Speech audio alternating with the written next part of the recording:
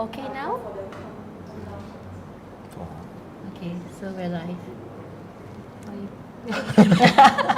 Are you ready? Yeah, I'm ready. Are you nervous? No. No. Act normal, okay? Yeah.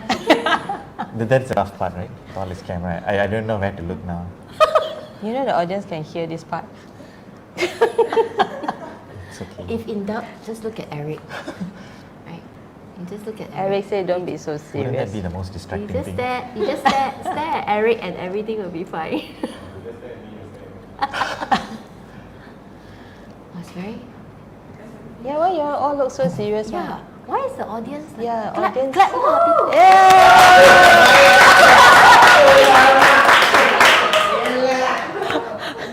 Wow. What is the point of having live audience when it's so sweet? What show is this again? Cannot see.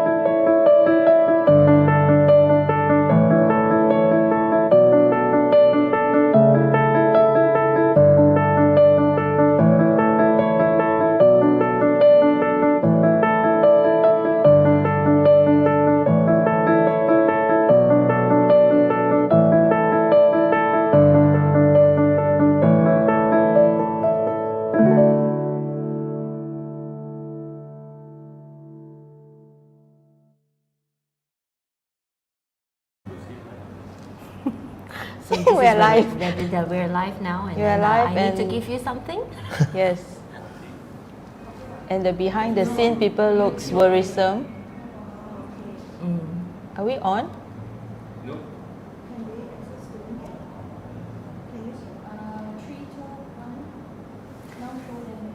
The Gandala, is it? Are we on? We are on. Sorry, folks. Okay, so are we live? Yes, we are. Thank you. Hello, everybody. Welcome to Sarong and Slippers. We had a couple of seconds of, as we do, a bit of a glitch, but That's normal. That's normal lah. Anyway, today we. Ruben, you look so like. Like, what am I doing here? Hi everyone, the aunties are back. So I have myself, Selena, here with Sharon, and today we have Dr. Kanta Ruben. Hello. I will usually call him Ruben. Sharon prefers Kanta. No, I wanted to call him Ruben. You were supposed to call him Kanta. Don't fight lah. Okay lah, you take And whatever you want. are? Kanta Ruben. Okay, people, Kanta Ruben. Okay, anyway. Doctor? Yeah, doctor. So what we do normally, Sarong Slippers, we have our guests, and then we have a live show, and we talk about several topics. Sharon and I particularly like to cover healthcare, Good-looking lifestyle, man. good-looking man, tall. I don't know whether you will see Ruben is actually, this is deceiving. He's actually very, very tall, 6'3", 4". 2. Oh, okay lah. He makes Scam Eric it. look short. Yeah, very short next to Eric. So today we're talking about caring for our parents. I think something that we can all pretty much relate to. I definitely can. I know Sharon does as well. And Ruben happens to also look after my mom recently. So we're going to cover I think quite a broad topic about just general how our experiences, and then please guys feel free to give us whatever feedback or your personal experience about caring for parents. We'll also touch a bit on geriatric care, which is what Ruben is doing, but I'm going to let Ruben introduce himself a little bit about what you do. Easier lah, rather than nanti I cakap salah kan. Okay, so what do you do? So I'm a primary care physician who specializes on geriatric care. Basically, I take care of old people. For those who didn't understand what I said. Old is how old is old? 65 and above. Belum. Chill. You're not there yet, Sharon. Okay. Okay. All right. So, you have your own clinic? Yeah. I run a practice which is located in Jalan Raja Chulan, right in city center. But most of my services are home visits. I do it full time now. So you go to your Yeah. patients' Most house. of it are at the houses of my patients. Right. So That's you, my office now. So you drive Oh, okay. a lot in a day. Yeah, I drive a lot. So, like, how much traveling do you do in a day? Average. It depends. I think per week, close to about 400 kilometers. A week. Not bad, doctor also nowadays do that. I right? also work from home, other people's home. Okay, that's something new. So, Sharon, what are your thoughts caring for our parents? I know you have your mom Yes. living with you. Yes, I had my dad and my mom living with me, and my dad passed away, so now it's just with my mom. I recently did a post in the LinkedIn. I feel that I hear a lot of all these stories about family who have elderly parents, and then they would say, "Oh, it's not my responsibility. You're the eldest one. Why can't you take care of mom or dad?" Right? So it's sometimes I feel sad to see the elderly being moved around, right? So I'm not sure if in your situation where you visit a lot of these families which have got elders, and you do, I know you visit some homes as well. Do you see a situation like this? Yeah, this is quite common, especially if the family is big. They have many children, then there's always a issue about who's going to take care of their parents. In your case, I think, Sharon, if your parents have no diseases that they have or any issues, any disabilities, then usually I don't think this problem arises about who needs to take care of the parents. Usually the issue crops up when the elderly person or their parents have certain problems such as dementia, Parkinson's, and caretaking of these people may be a bit more difficult, a bit more challenging. Then sometimes the children tend to push the responsibilities. Sometimes they think that it's a shared responsibility.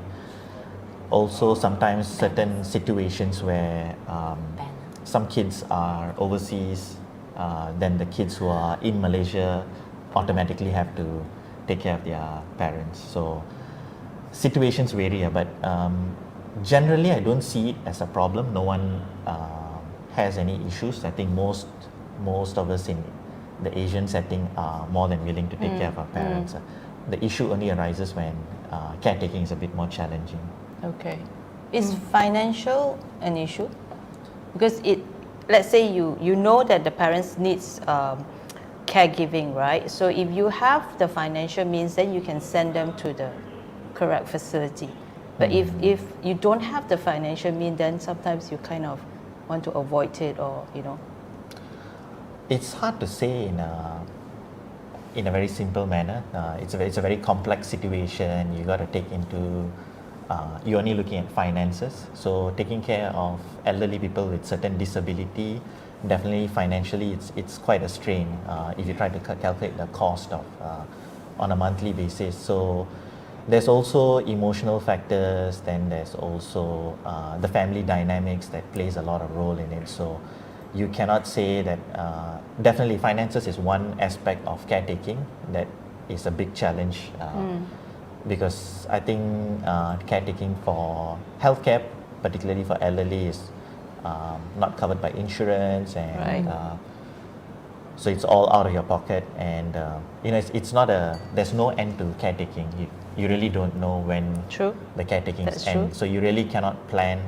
Okay, I'm going to do this for 2 years, or I'm going to do this for 5 years. We really can't guess, right? Different from kids, right? So if you take care of your kids, like children. Yeah, you know the age, right? Yeah. School, if they can't make SPM, forget it, right?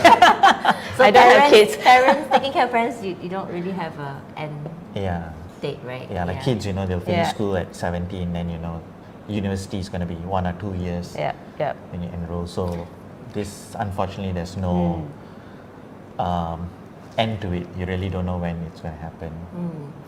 Something we were talking about earlier, ironically, we were just talking about, when you become a parent and you just automatically want to take care of your kids, right? Yes. But I might be wrong to say this. There's a lot of a different sense of, I feel sometimes people don't feel the same about taking care of their parents as the same as taking care of a child.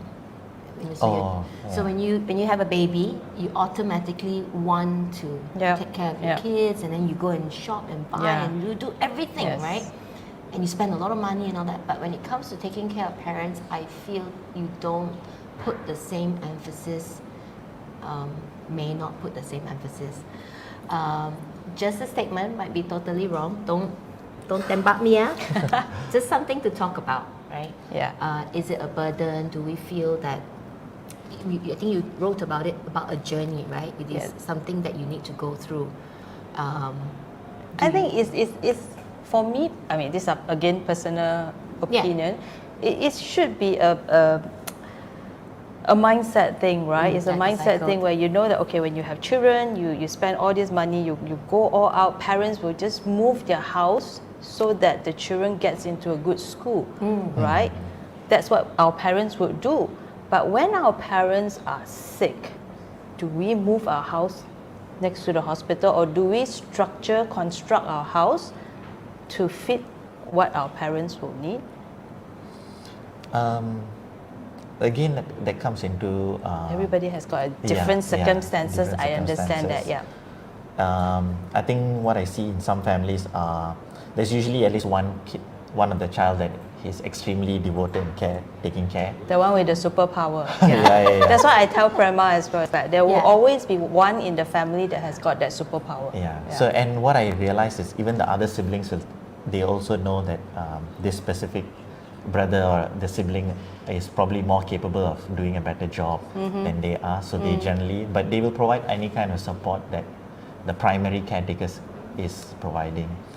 So it's never been an issue in that way. From what you have seen in terms of your And the other thing patients. is also the parents themselves. They will say, why burden yourself? So they will tell you, why do you need to do all this for myself? Try to limit it and some issue. Yeah. As usual lah kan. Are we still on? Yeah. Oh, Okay. this kid is trying to disturb the parents. I as a kid very stressed. That's what I'm experiencing now. Glitch. Sorry, No worries.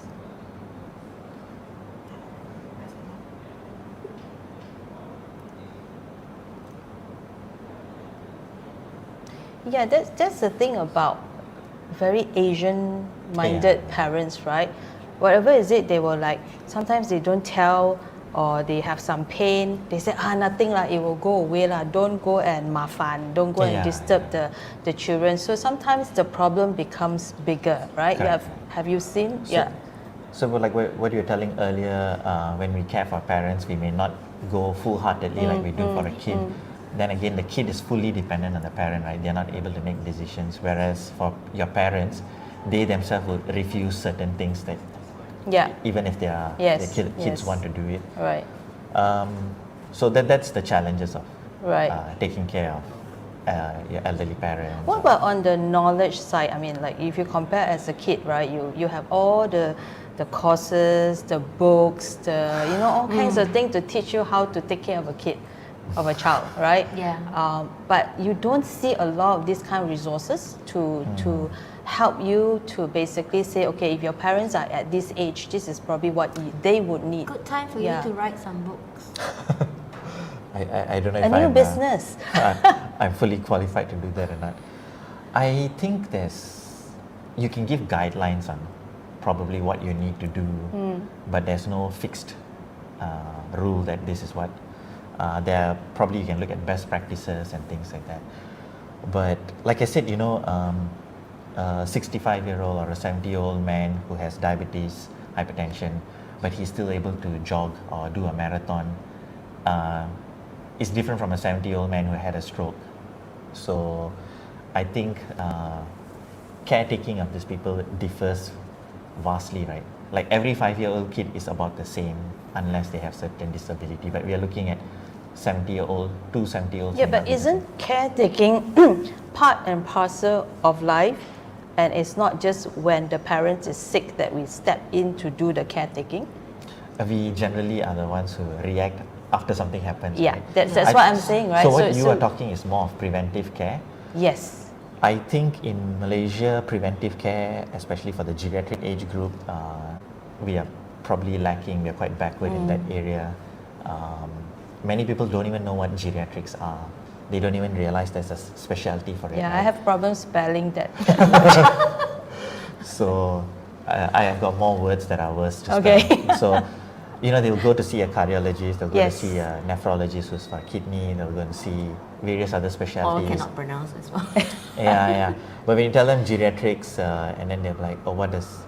So even my mom, she's like, oh, what do you do again, really? What is that field called? So, I can't really... My own family, they were not accustomed to this particular term. It's very new to them. People don't know that such specialty exists in the hospital. They only end up in that particular field when other specialties refer the cases to them. Only then they realize. So the geriatrician's role is actually to look at the patient in whole and holistic way and see if they have specific needs, like if it's a heart-related problem, then the geriatrician would consult the cardiologist. But Does that mean that when I reach 65, I should Yes. be... Or earlier preventive. I should start seeing you? not that you must start seeing me. It's good for me to see you. Yeah. Oh, okay. So Even it's- if I don't have a medical condition. I mean, I wouldn't say that. 65 is like very young, right? Yeah, among the patients I see, 65 is probably the youngest. Okay. My average patient's age is about 84, 85. Okay. I wouldn't say that you must, but you probably want to take preventive changes in your lifestyle, exercise, diet, and all those things. Probably a simple blood test that you do with your regular doctors. And if you find any problem, then you can probably consult.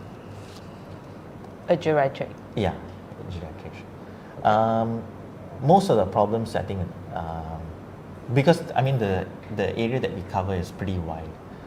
It can be from loss of appetite, slowness in movement, changes in behavior. These are the things that we are looking for. And assuming person A is predisposed to dementia now at 65, probably at 65 they won't have any signs. Even they come and see me out, they're like, you're perfectly fine. And I wouldn't subject them to any other tests. Like, I keep forgetting my car keys. Do I need to see you?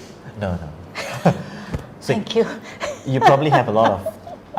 So that is called normal part of aging. That you tend to forget things here and there. It I was know just it's this sensitive. morning, my mom was sitting at the hall and I said, I'm going off to work. So my auntie was saying, okay. I was supposed to pick up my auntie and bring her out. So my auntie was like, okay, let's go. Then my mom said, just sit down. She's going to go around the house 3 rounds before she leaves the house because I keep forgetting something. So the fact that you know that you forgot a key, that's good. Oh my God, thank God. Thank you. So the ones that the patient that I'm looking at are people who forget a key and they don't realize that they forgot. Okay. They don't know that they Still alright. forgot. So things like you forgot to switch off the fan, the light, or something. You left All the time. Yeah. Okay. Yeah. If it's all the time, then probably yes, you may need to come. Make an appointment, Sharon. Thank you. Yeah. Probably need to ask you for more questions. Yeah, maybe I can give a little bit of an experience to tie everything up. Why geriatrics? I only found out not too long ago. I mean, although I met Ruben, but I didn't generally know much about it. But my mom was sick recently. She's 79, right?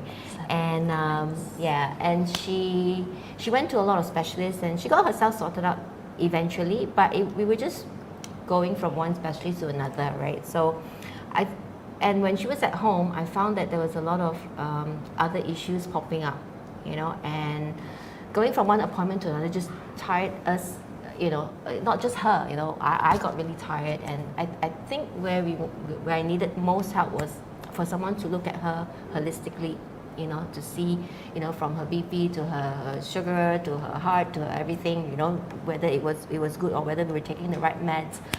And I think that's where I actually called Ruben. I think that's the problem that we had. We just couldn't see things, you know, sort of one problem at a time. I just didn't know what to do because I needed someone to just tell me, okay, let's look at it, the whole thing, set, yeah, right? okay. So that's where I think helped us most, you know, to make some decisions as well. I think the funniest thing that happened was, I think the first thing Ruben told my mom was like, stop taking your BP readings every day and stop checking your sugar every day. And she actually listened. Right? She won't listen to you, right? No. You no. have And said then the same when- thing. It's always, if it comes from a third person, then they'll listen. Yeah, Okay. I've been trying to say, you know, I you're noticed stressing. that too. Yeah, you're stressing yourself out. Why are you doing this? She won't listen. The minute Ruben says, I'm taking away your equipment, don't test anymore. The next day, gone. She stopped. Okay. I don't know. I think the magic. one of the problems that I blame this on COVID as well. During COVID times, everyone got devices to monitor Yes, themselves, yes. right? So everyone had a thermometer, everyone had an oximeter on the finger, and blood pressure. So I used to get calls like asking, doctor, my oxygen is 95%. So we were not taught of symptoms like that, right? My question is like, why did you check your oxygen in the first place?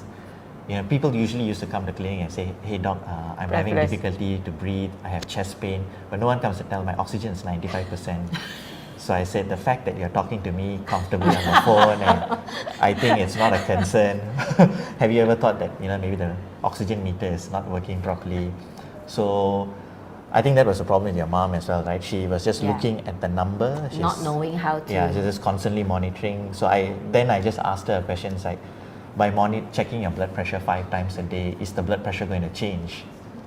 So I Yes, said it like, keep going up. yeah, that tends to happen. So I said, if you don't know what to do with it, then probably best not to check so often. True, but you don't know won't hurt. Yeah. So I think with her mom was more of anxiety.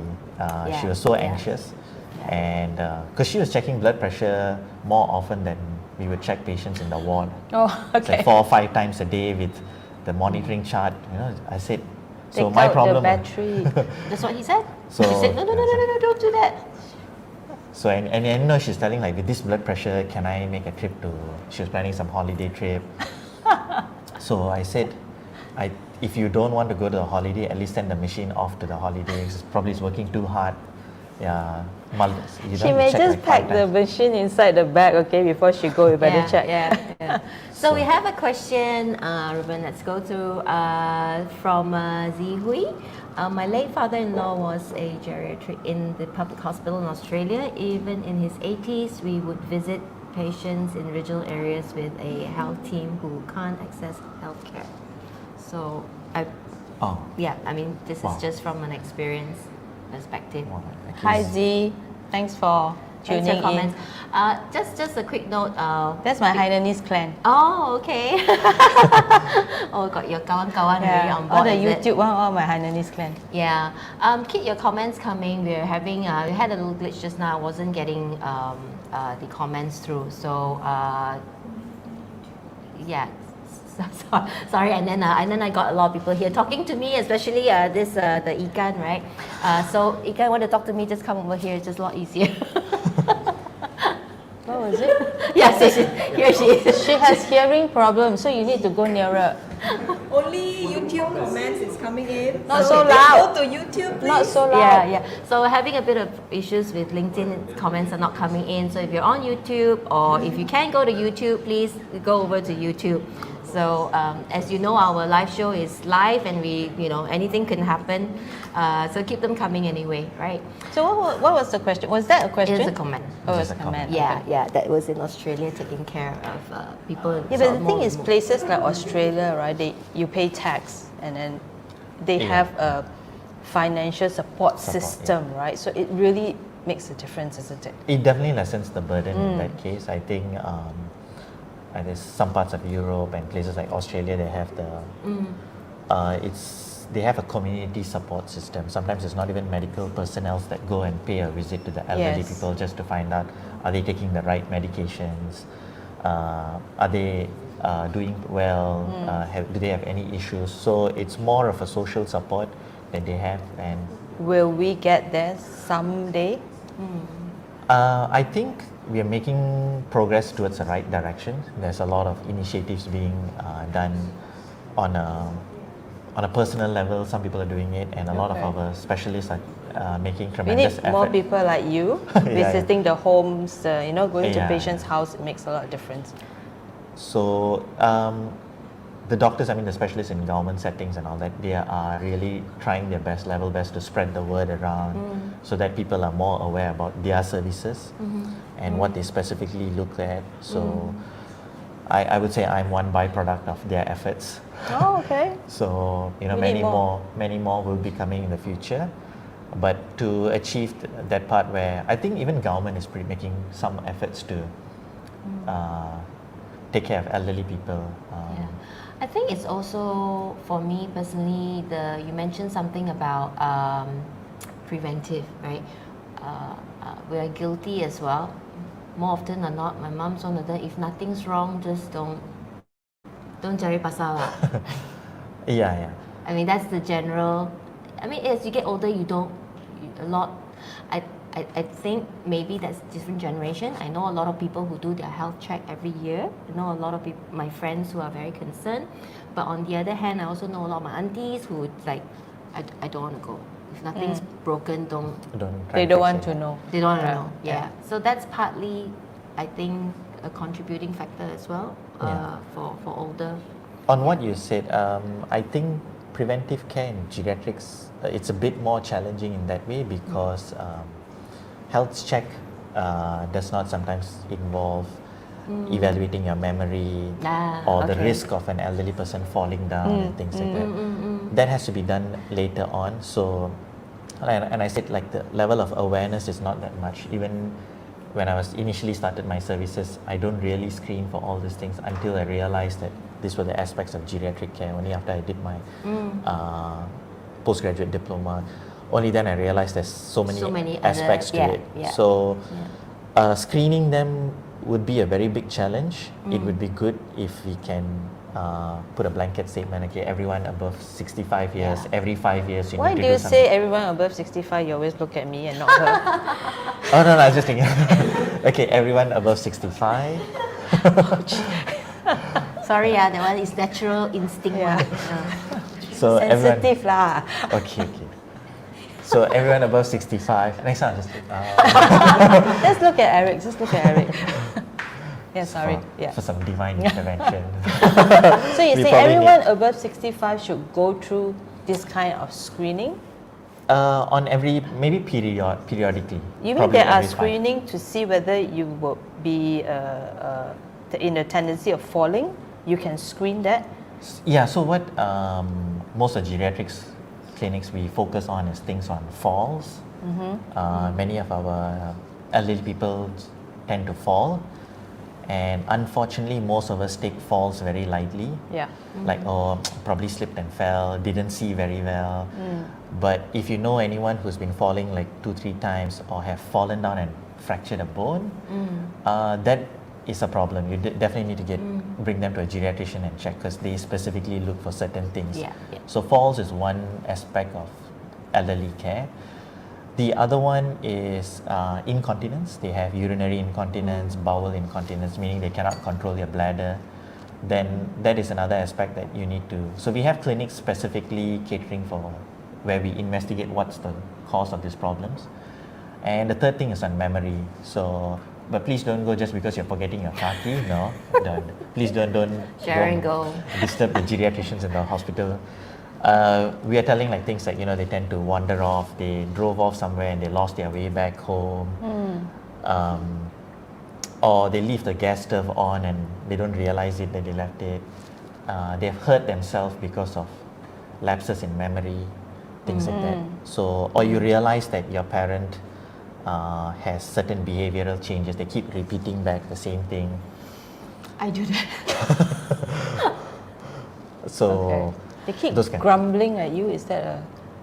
So grumbling, okay, so grumbling is the thing that I'm not complaining about my mom. Okay, no. Just grumbling is usually a complaint from the children. Usually the caregiver complains like, oh, my parents are always grumbling. But we never address the problem why the elderly person is grumbling, right? He or she may be hungry, may be constipated, very simple things like that. But they do not know how to express it and they keep grumbling. Or they may be having some pain, knee pain, back pain, but because of certain lapses in memory or poor cognition, they do not know how to express it, but they just keep grumbling. Oh yeah, you're always very busy, you don't do this, you don't do that. Or they tend to just keep quiet. Sometimes it can be just hearing problem. So they might be yes. just sitting in the hall and watching TV, but they do not want to let you know that they are hearing problem. And Oh, you'll come I into know the that one. house and you'll just say something and they will just pretend like you.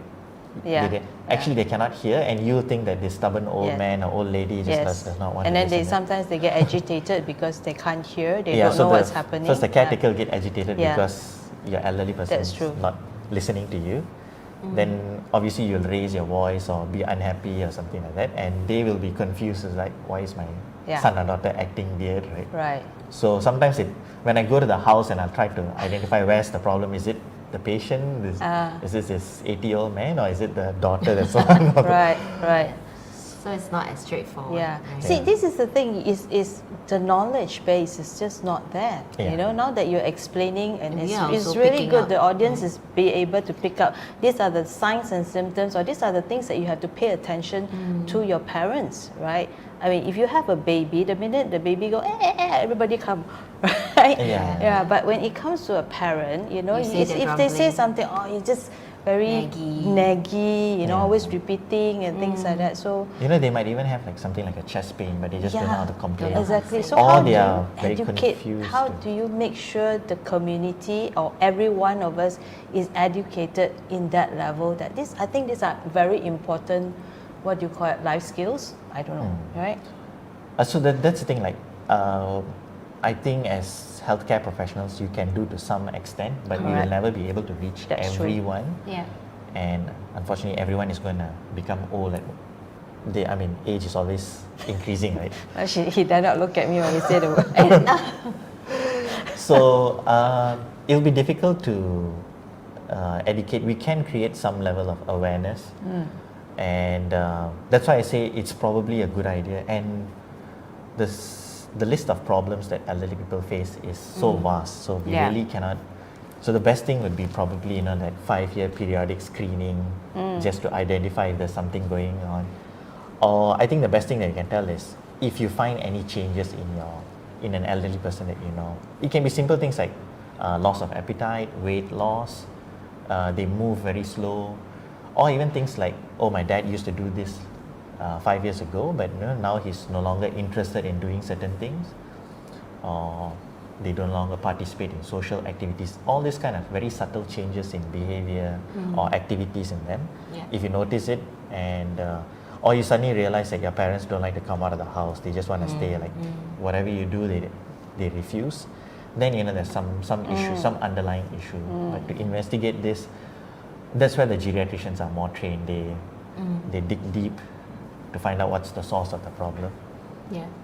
Because it's not a medical problem. Like to you, my dad doesn't want to go out anywhere. Yeah, it's a behavioral problem. Yeah, Or yeah. just leave in it. the common person, it doesn't look like a medical Correct, problem, right? yeah. But there is probably some other underlying. There was something that I was thinking of the other day, and like older folks, right? Do you think we as kids tend to? Kids, you. You're always going to be a kid in our parents' eye, right? Do you cripple your parents, and by doing too much for them? I mean, that's what we tend to like. Don't allow them to do so many things, and so much so they lose their independence. Because we had this conversation about, I think they value, being useful, Yeah. still being able to do certain things. What are your thoughts? Do we do that? We tend to like do everything for them. I'd like sampai- to know what Sharon's thoughts on that. I'll tell you mine. Me. Do you think your from your perspective or from your friends and family that Well, you know? from my experience, no, because my parents, they all had medical conditions. So I have to basically do things within what they are capable of. My dad has COPD, my mom has Cushing, and she had a fall and the whole range of stuff. So I'm a bit more exposed to taking care Oh, okay. of parents with medical condition, but I always believe that dignity is very important for them. You really need to allow them to be who they are, right? It's true you try not to cripple them, but Yeah. sometimes you're so afraid that so you kind of say don't let them go out, don't let them do this and things like that. Yeah, so we're guilty of that as well. Yeah. So the reason why I ask you is because this is the common complaints, right? The complaints that I receive. Usually my patients don't complain of anything. They are just, they follow instructions of the children who come and bring them to see me, right? My patients never come looking for me like, Yeah. I have this problem. So usually they, so I think sometimes the problem is, usually these are seen probably in patients with dementia. Dementia is a disorder where they start losing cognitive, they have cognitive issues, memory issues and all that. And there's a lot of frustration, a lot of friction among the family because the parents are not following the instructions of the kids. So then these kids will come with complaints like that. And when you ask more questions, you realize that the children have a lot of expectations for their parents, or they set certain rules, or they have certain goals set for the parents to achieve it.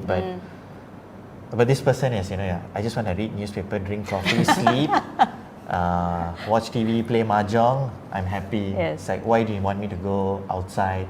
I don't want to Yeah. come outside I don't want to do Yes. shopping with you. Yes. I just hate crowd, that kind of thing, right? So, and the fact that you have a lot of things on internet and people advising you. There's too Dr. many Google. advice. It's you're Dr. Google. I wouldn't blame Google on everything. So, but there's too many advice. Even when I open anything on Google, right? There's just on YouTube and things. There's too many people advising. Yes. Or you should eat this so that you'll be healthy. Your heart will be better. This is stronger for your bones. So, I think probably people like in our generation look at this and then we start like imposing these things. You better eat this. You better do this. You better walk 5 kilometers. Eat calcium. Eat vegetables. All these things. I had one patient, right? The granddaughter, she takes care of her grandmother. She's a dietitian. So the grandmother had fallen ill, she had a stroke, ended up in the hospital. She was discharged with a feeding tube on and then sent to a nursing home. I went to see because she had some minor, some fever or something like that. By the way, this patient is 94 years old, so I went and saw her, and the first thing she asked me is like, can I eat wonton mee? She wasn't concerned about the fever, or wasn't even concerned why I was there to see her, right? Wow. So then I knew her main problem was she hasn't ate wonton mee because she was admitted in the hospital for about a month. Oh dear. And with a tube, right? So she was just being fed the milk. So she has not tasted food for a month. Oh dear. So she was probably in depression more than anything. Yeah. So the fact that she can ask me Yeah. that, I knew that she's at probably a right state of mind, and there was some misdiagnosis, and that's why the hospital had put or probably at that time she was very ill and she's recovered from her illness. So at the nursing home, I told what, the caretakers, let's just pull out the tube, feed her something, let's Wonton mee. see if. She wanted, the Chinese coffee, kopi peng and wonton mee. I remember Oh, this. okay. Apparently, she has it every day or almost every day before she got a stroke. So I said, okay, just feed her, and then I stopped certain medication that she's on, and I told the caretakers, just give her whatever she wants. Don't torture her with this tasteless milk, which is horrible, right? It's something that even we won't take. They deserve their happiness. Yeah. Then a week later, I followed up and just to see whether this person, because I didn't do a formal swallowing test, I just did on my own just to evaluate. I think fine. And then a week later, the granddaughter calls me when I visited, and she says, because when a week later I came back and the lady asked me, can I have wonton mee? I said, aren't you all giving, or isn't the family buying? And she was given like 7 bottles of different types of multivitamins, fatty, Oh, the okay. cod liver oil and all those things. So then I asked the caretaker what happened, and I called the granddaughter and asked, it's like, yeah, why do you need to give so many of these multivitamins now?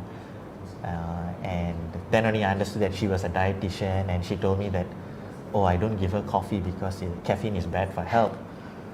So I was at loss of words because this lady is 94. Yeah. She survived World War One, Two, and COVID Oh, pandemic. she can't have coffee. Yes. And I just felt like asking the granddaughter, like, do you really think coffee will kill her? So that was my question, right? I said, Yeah, why are you yeah. bothering this lady? She just had a very tough 1 month in the hospital. Let's just, okay, maybe negotiate. If she wants coffee every day, probably give her 2 times a week. Yeah. Yeah. So I think you got to really negotiate at that time. At 94, I'm not telling that, there's something called an ageism where they deprive people just because they're elderly. But so I really wanted to ask the granddaughter, like, what do you want to achieve? What's your goal? Like for me was, as long as this lady is able to eat, we take off a tube. Maybe if she can just sit and eat on her own, I'm happy enough. Maybe she may not be able to walk, that's fine. But if she can sit and eat on her own, and she seems to be fairly happy. Yeah, So it's all about setting the goals for. So each patient, I have different goals of treatment, and we work based on that. If we still can meet each other at 90s, please send me my wanton mee, okay? It's this quality of life, isn't Yes. it? Yes, I mean, my dad lived till 80, and I think towards the tail end, I remember Eric also said something like, Selena is 80 lah, give him lah, whatever he wants to eat. I mean, he loved his KFC. And of course, we are like, hey, so much fat lah. Yeah. We can't overthink sometimes, right? He said, give him lah if he can eat, which is true because, he couldn't read, he couldn't watch telly, he couldn't do very much of anything, but he loved his food, right? So, yeah, let him have his KFC as many gai bays as he wanted, So at some point, my personal experience is I kind of stopped thinking too much about that health, food diet thing. When there was not much left, I gave him whatever he wanted to eat. So. Yeah, I mean, like Dr. Ruben said, one coffee is not going to kill the old lady, So right? that's what we're saying back. Like, do we, do too much, too little, too whatever? Sometimes it's us. Yeah, right? yeah. I think if you're taking care of anyone, elderly parents and all that, please ask them what they want. Oh, don't say this to my mom. Or probably discuss with them what you plan to do. Discuss? Yeah. Option A, B, C. What do you want? Right? Yeah. I mean, always take them into I think consideration. being heard, of course, being heard. Yeah. That's one of the things that I think not enough of, right? Yeah. I Sharon, you need your glasses? Why don't you have your glasses? Yeah, I have it. She really needs her glasses. So Really? You have to emphasize on that. yeah. Okay. We established that in the last show you could not see. When we are right? 90 years old, okay, remember to bring me extra reading glasses. At 90. Okay. I think the other thing Sharon posted recently on this Any topic comments? about whether we had enough care facilities for our parents. So I imagine just like kids, you want to send them to daycare, right? Because you need time out. I don't think we have many of that options right today. So if I needed a break on a weekend, because I've been looking after my parents for say Monday to Friday, and I really needed to go away, what do? I mean, I can't not ever go away, right? Call Ruben. Call Ruben. Yeah. Let me clarify. I don't provide caretaking services. Services, I think we have plenty, but unfortunately, it's very concentrated in the Klang Valley alone. So if you live outside, probably Klang Valley and Penang, it's a sad state of affair. It's very limited, other than these two main cities. I think JB also somewhat. But then the problem comes back again. Are these quality places to provide service? Because I said the level of awareness is very low. So it is also a low among. Even if it's a quality places, can we even afford it? That's their secondary Yeah. thing. So there are very good places, but their prices are a bit more higher according to the level of care that's provided. So services are available. Unfortunately, I said Klang Valley, Yeah. Penang, yeah, main yeah, cities, yeah. rural areas are absolutely none. So, in simple answers, I think probably we lack services. But I don't think that should be the main problem. I think if anyone who's taking care of an elderly, we should have probably some resources for them to create awareness on how to take care of elderly people. Even Yeah. many of the centers, like I visit many of the centers, they do not have people who can handle dementia patients. Because dementia patients have certain behavioral I think if they are pretty calm kind of patients, then it's fine. But certain people have also some psychiatric elements. They become very aggressive. So we don't have centers that are tailored for this kind of people. So still very far behind that. Yeah. And I personally would think that taking care of these elderly people in your house is the best. Centers, if you really don't have, I mean, I don't say that it's bad to send people to a nursing home, but if really don't have the resources or the time or whatever, do send them, at least some care is provided, then no care. So even like bedridden patients, you take care of them at home? Bedridden is very challenging. But it can be done, right? I think so. Yeah, it can be done. I have a lot of patients where their family members have very good family support. Like I said, like large family, they take turns, and I've taught the daughter or the son exactly on what are the problems that you're likely to face. So they make they make a lot of efforts for someone who's not from a background of medical knowledge and they don't know absolutely anything about it. They do take, and then they call me constantly, and then so it's training on the job. Good to know. You want to take this from a comment Second question. from Which one? Prema? Sorry, from Azri. You know, I can't see. Oh, you can't right? see. Okay, never Okay. mind. I'll take it. Azri is asking us a question here. What would be your opinion on retirement homes? Okay, the simple answer would be try not to, mainly because this person who's been living in the house for the last 70, 80 years would like to stay in their house and not go to a new environment. All the more if they have things like dementia and all that, because as it is, they're already confused. They have memory lapses, and suddenly you send them to a retirement home, new faces, new place. It's all the more confusing. So you can send them, they would need some time to adapt to the new place, but preferably at your home if you can. Of course, if you can't, then retirement homes are the next best option. Yeah. And also Thank Prema, you, Azri. Yeah, Prema And by the way, had, Azrin is our live audience here tonight. Thank you. We have a couple of live audience. Cheryl is here. Hello. Maverick was here. Did we have a comment from Prema just moments ago? I just wanted to bring that up as well. Do you want to take this one, Oh, Sharon? Or Prema. no? Yeah. Which one? The one that she says 65 years old is not No, old, right? This is the one here. I think everyone with aging parents should see a geriatrician who makes the effort to understand the patient's individual personality. Thanks, Prema. Good advice. Or Auntie Prema. There's another one that she's also, in addition here, the geriatricians were encouraging us to take my mom to give her a different environment and stimulate her senses. Yeah. Yes, That's a good that is a different thing. It's one more question. Prema's. He was the only one who told me not to push her into doing anything she was not willing to do, like going to daycare centers for elderly people twice a week. So this is one of the things I told you, like you probably want to include the affected party into the discussion. Into the discussion, yeah. Ask yeah. them like, I'm planning to send you because it's not safe for you to stay at home, and if they Don't want refuse me it, anymore. so you that kind of abandon things. me. Yeah. And I can imagine try bringing this up to your parents in Oh, an I Asian know. setting is just so much of stigma against it, not possible.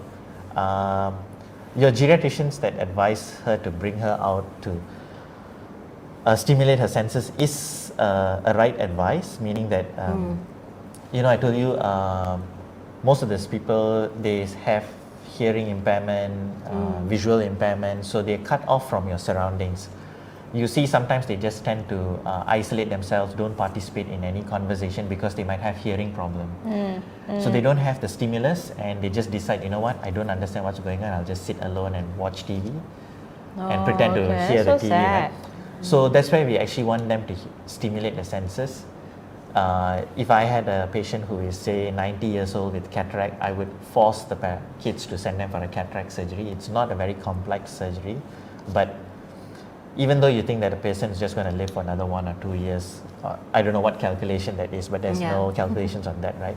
I would say even though that 1 year, let them at least see what they are seeing, right? Because imagine wearing a blindfold and just staying there for the rest of their life. Quality of life is just very poor. So that's what they meant by stimulates. Like I told you, the 90-year-old lady who wanted the wonton mee, I said, you know, she's not had food.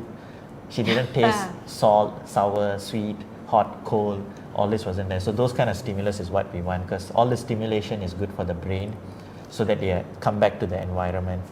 What I meant by nursing home is that there is a unfamiliar surrounding.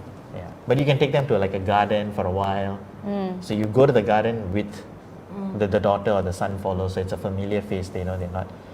Yeah. And if you want to do something like that, you know, you want to preempt the elderly person that, you know, say tomorrow evening at 5:30 we're going to go here. So you keep telling that, reinforcing the statement so that they don't get shocked. So sometimes I go visit people in their houses and they get annoyed. Who's this stranger who's come to see me? I'm Oh, perfectly okay. fine, right? So I usually tell the family, like, keep telling them that someone is coming to see them, keep saying. So yeah, so stimulus, you need to stimulate their senses: hearing, vision, taste, touch. Play mahjong. If they like it, yeah, play mahjong. Yeah, maybe the sound of the mahjong tiles is stimulating. Obviously a fan. That's the thing about our environment here. There's no place. I mean, you have children, you have play school, you have all these facilities, Yeah, right? For entertainment. the elderly, you just don't have a place where, you know, all of them almost the same age can sit together and compare notes and say, you know, I can hear this much. What about you? Yeah, I can hear a little bit more, right? So it's like, wouldn't that kind of environment be good for them? I think that will be for people who are still have their full cognitive Yeah, function. I mean, yes, that part. Yeah. That'll be good. But I think most of these people tend to, and it depends from what social background they come. If they come from a very educated background, they find their own groups. Yeah, they go on cruise. Yeah, they got cruise. Yes. I've seen them go for dance classes. They have their mahjong group, their gambling groups, and all these things, right? So those people, I don't see a problem. Okay. Yeah. I think it's all very small groups. What you're Yeah. trying to say is there like A place is like a daycare that you can send. but more of sensory learning. Yeah. Yeah. See, something for you to do. You go and open one, I sign up. Only Later, one. later. only one patient. Yes. Only one. So if you guys have or you're taking care of your parents, you know, maybe let us know what are your challenges or the fun part of, you know, I don't know, I kind of have fun with my mom. She loves Facebook. Now she wants to go on TikTok, which is very frightening because every time she asks me to teach her how to use her mobile device, is pure torture for me and my sister. Honestly, it's but it is great that she's using it because it keeps her totally entertained. I think it gives her a lot of purpose and it keeps her sort of in tune with, you know, whatever's happening and the younger people, and she's looking at all this sharing. She shares a lot of information as well.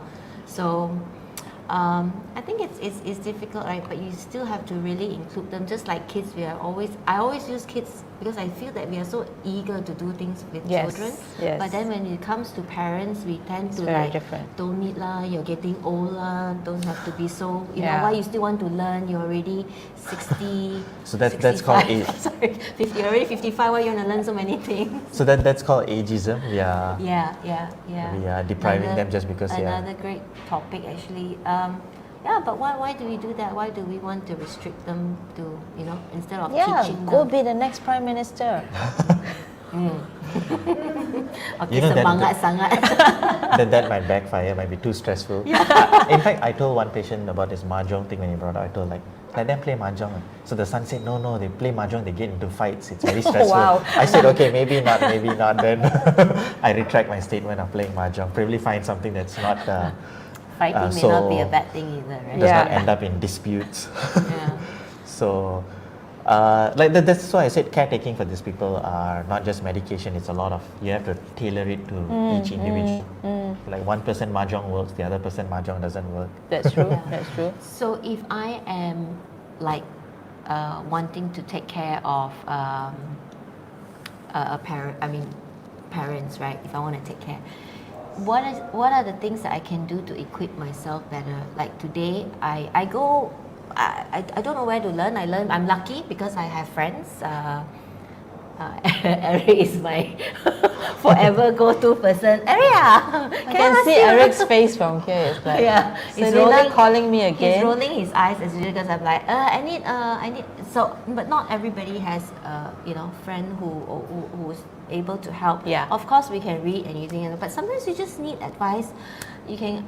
I guess what people The just go support to group is not GPs there, and, but what other ways, apart from seeking medical, can I better equip myself on how to look after elderly folks? Tough question. Like I said, there's no one specific solution to it. Probably people who watch this have some idea, and then probably, if they have learned something out of this discussion, and you have family or friends who have similar problem, let them know there's something called geriatric services. And go see a geriatrician. You can tell them like, oh, I heard this one particular doctor talking in a show, and he said just go see a geriatrician, because you really don't have a solution, and I can't say it all in a short span of time. I said each individual. So for me, I think awareness is the most important. It is. But unfortunately, by the time it reaches everyone, it'll be quite slow. I think reading from Google is fine. Don't At least there's Yeah, something, let's right? not discriminate Yeah. Google, Yes, so you get some I idea, do. Yeah, I do. like what to do if this happens. But yeah. So most of your patients are referred to you Yeah. from family who have Yeah, experience with you, right? Yeah, but unfortunately, I see most of them at a very advanced stage of the problem. So we're just trying to rehabilitate them to have some quality of life. I don't see them at the initial stages, Okay. so that we can prolong the quality of life. All these diseases have a certain trajectory. They have a timeline. Okay. Once you've been diagnosed, you have about, say, 7 years. Some may have 10 years.